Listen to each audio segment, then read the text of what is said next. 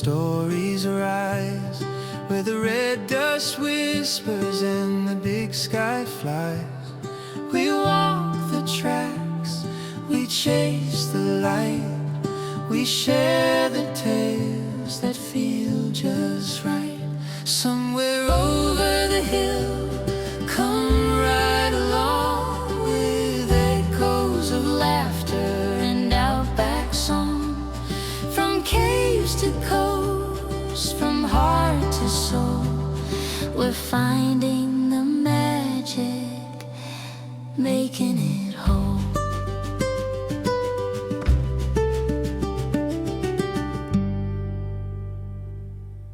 On the edge of South Australia's Gallipoli Plain lies Penong, a township founded in 1892, where settlers braved dry winds and unforgiving lands.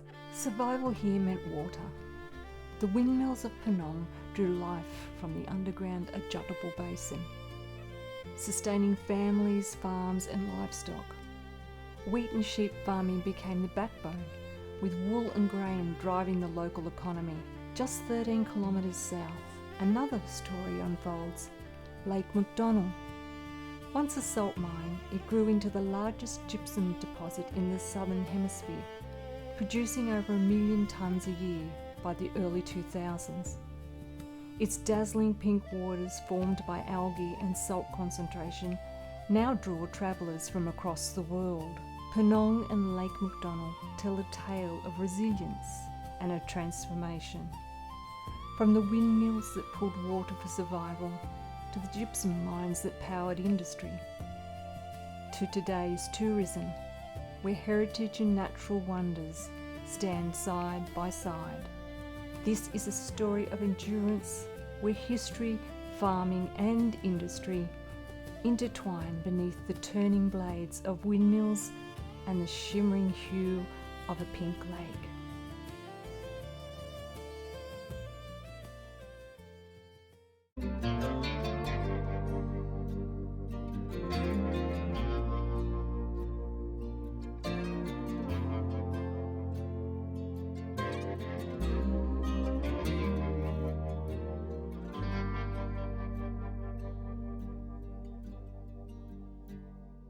Smoky Bay began as a settlement in 1895. Long before the jetty, farmers waded into the shallows, guiding horse-drawn carts of grain to the waiting boats. Once a month, supplies arrived the same way. Flour, tools and letters carried across the water, greeted by families gathered at the shore. The jetty changed everything. For decades, it was the town's lifeline until the 1950s, when the road transport made the Thevenard silos the new hub. In 1969, the government policy ordered 88 metres removed and the jetty faced dismantlement.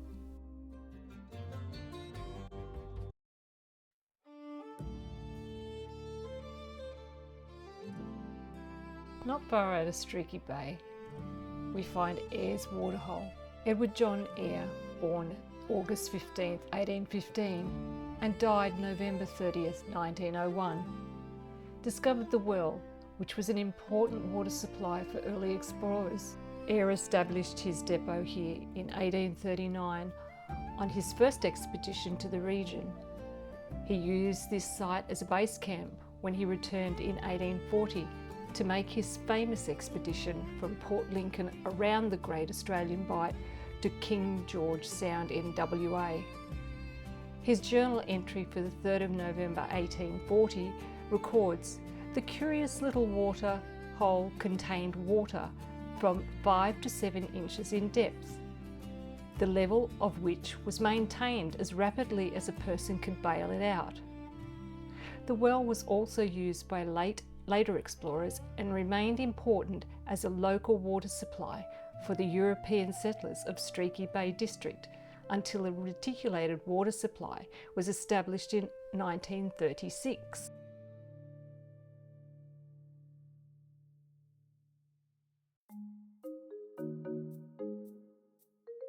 We left Streaky Bay and headed out along the coast. First stop, Cape Bower, with huge towering cliffs, and powerful rolling swells.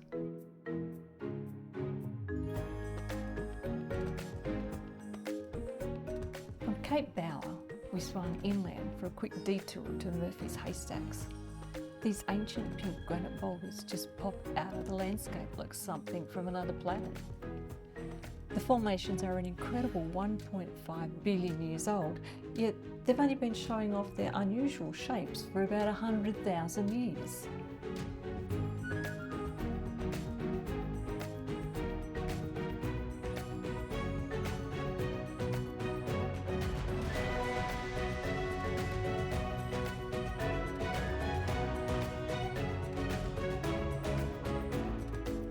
Back towards the coast, next spot is Smooth Pool.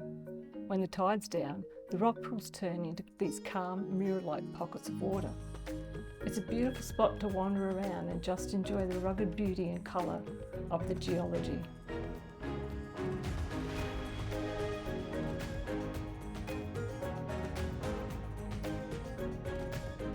Next stop is the Granites, where huge boulders sit right on the beach. The surf smashes into them and it's wild and dramatic. Classic Eyre Peninsula coastline.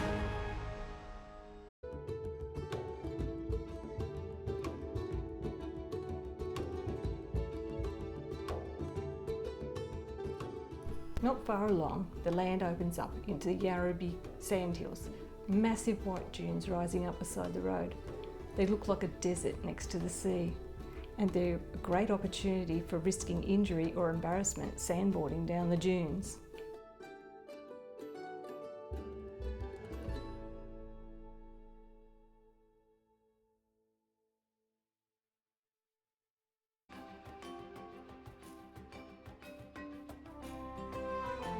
So well done! Have a look at it! Look at how well made it is! I'm probably using it.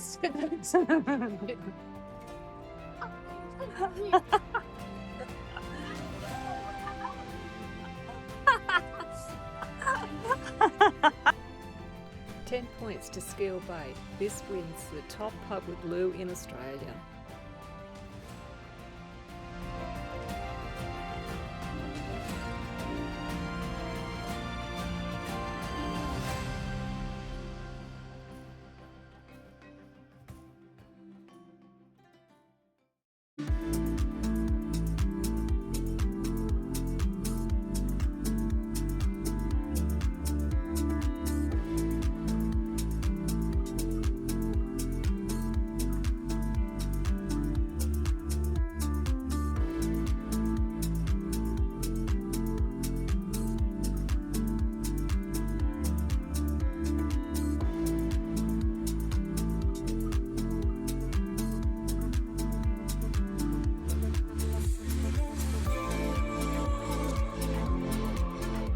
Near the end of the run, we pass through Beard Bay, a calm little community tucked around sheltered waters. It's quiet, friendly, with some amazing houses along the shoreline. And finally, we reach Venus Bay, a small seaside town with sweeping coastal views, great fishing spot, the perfect destination after a perfect journey.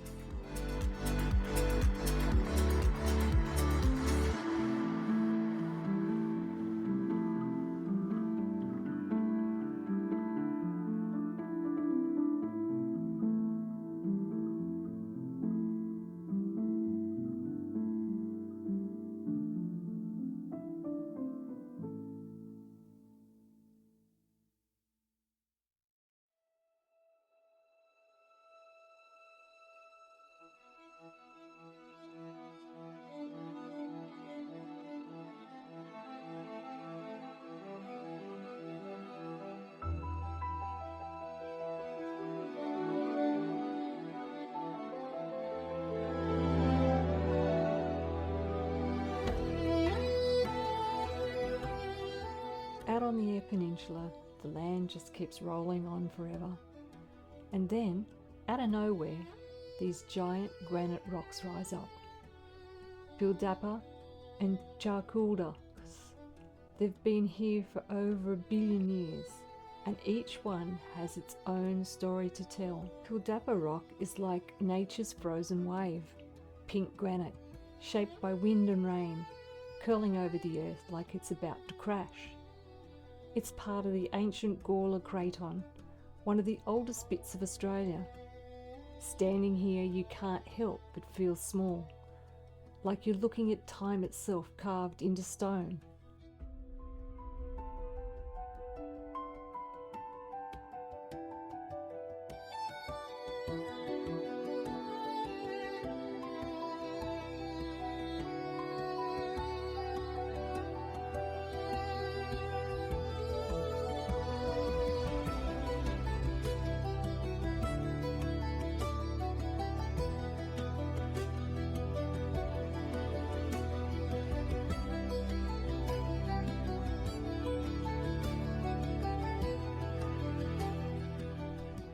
Charcoulda's different. Instead of big sweeping curves, it's covered in honeycomb patterns. Taffany sandstone they call it. But what really makes it special is its history.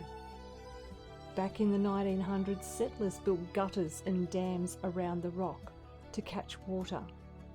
By 1914, it was keeping the town of Minnipa alive. Today, the old shepherd's hut still stands, and the place is used for school runs and community events. It's a reminder of how people made the most of what the land gave them. Together, these rocks are like two sides of the same story. Pildappa shows us the power of nature and deep time. Chulkodu shows us human grit and survival. Both are part of the Eyre Peninsula's heartbeat. Pildappa and Charcoulda aren't just landmarks. They're storytellers, reminding us of resilience, wonder, and the beauty of this wild country.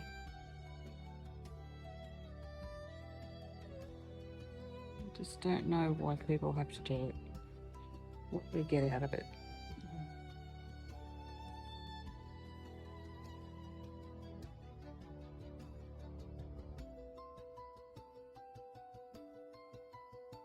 Charcouldu Hut, originally built 1915 as a surveyor's and workman's hut while building the dam. But it's had many uses, the last being home to Tom and Tilly, an Aboriginal couple.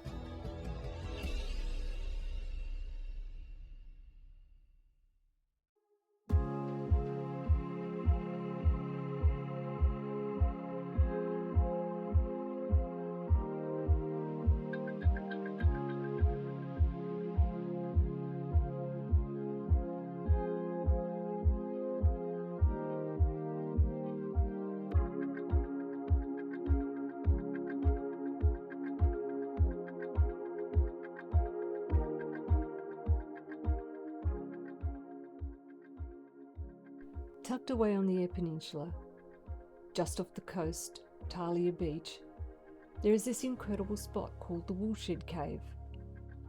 From the outside it looks like a rugged cliff face, but step inside and suddenly you're in a huge cavern carved out by the ocean over thousands of years.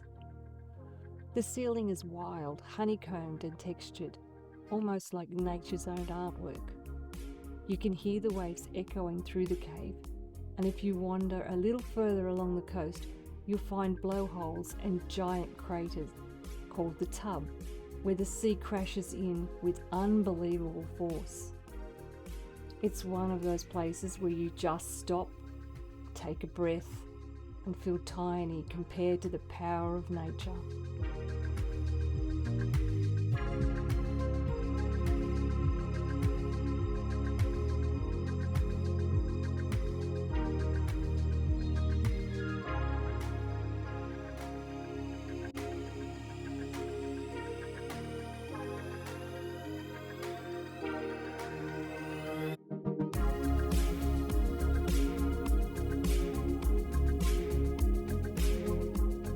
Greenlee Beach lies near Coulter on the Eyre Peninsula, about an hour's drive from Port Lincoln.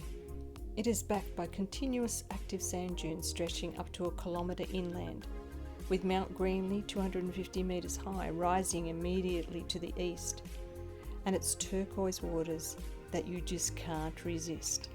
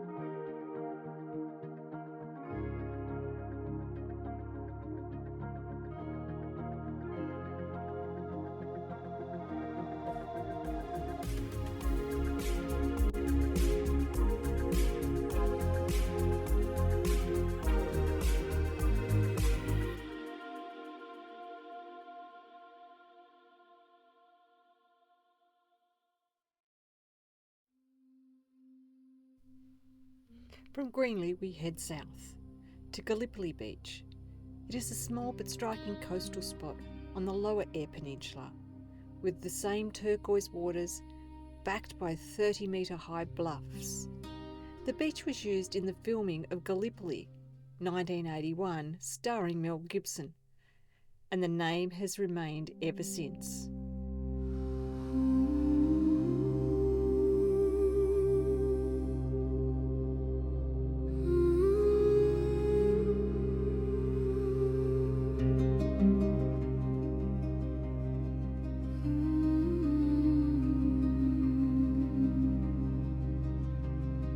Soft wind on the turquoise sea, sand like whispers under me. Bluffs rise high, 30 meters tall, holding echoes, holding on.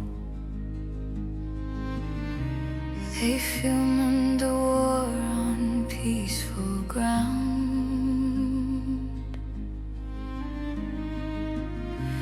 Mel's voice and gunfire echo sound.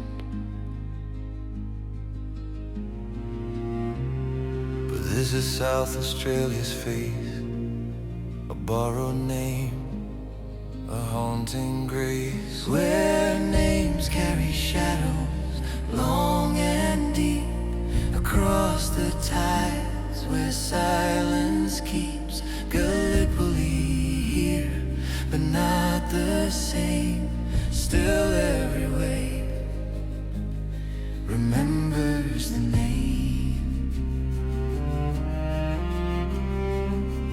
Bluffs that stand like sentinels still, over waters calm yet they chill.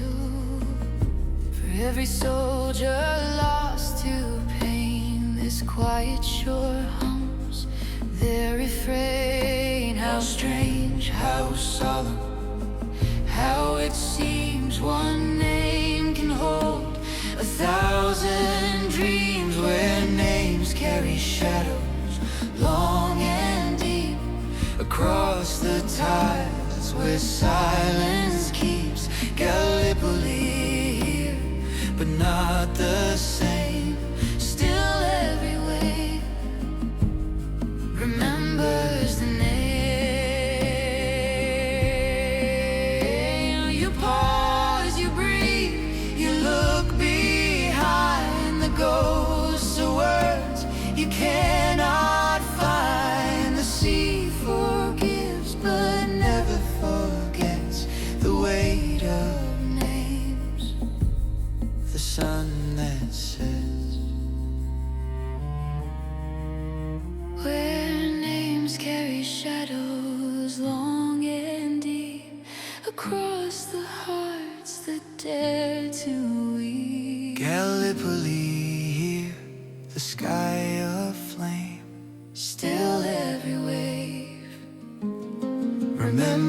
remembers the name.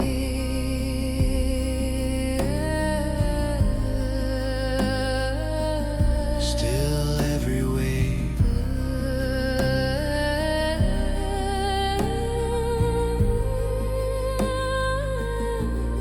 remembers the name.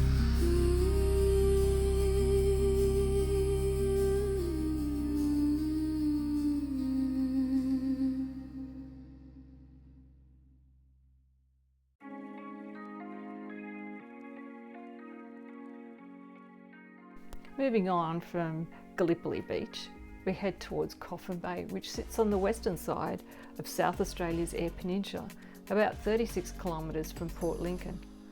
This area is known for its sheltered bays. It's an incredible national park with amazing geological landscapes and world-class oyster farms, which we enjoyed immensely. It's got amazing fishing, walking trails and beaches. And Monta Beach is incredible. It's quite nature-focused destination with strong ties to aquaculture and outdoor recreation.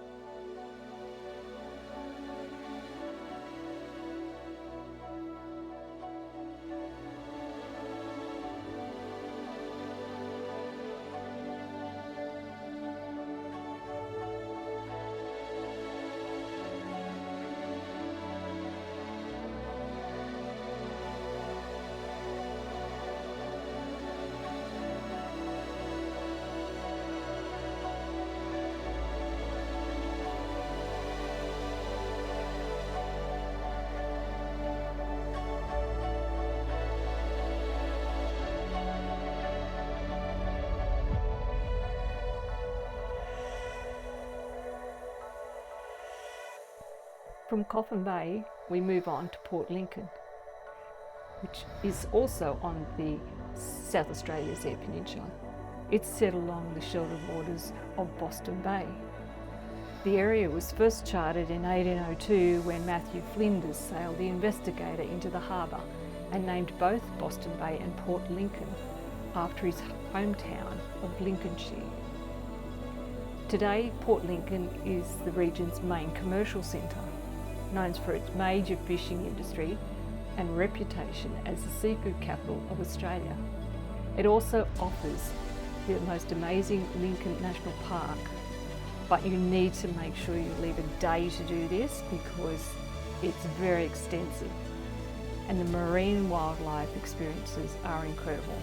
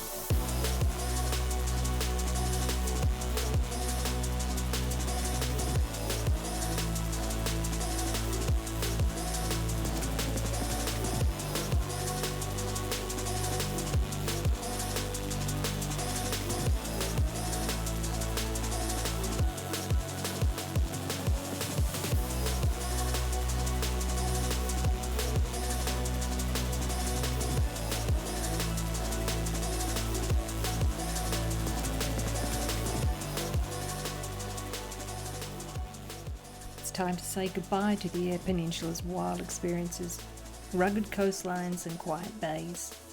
Ahead, the road stretches inland towards the ancient bones of the Flinders Ranges. Stick around as we trade ocean blues for outback reds.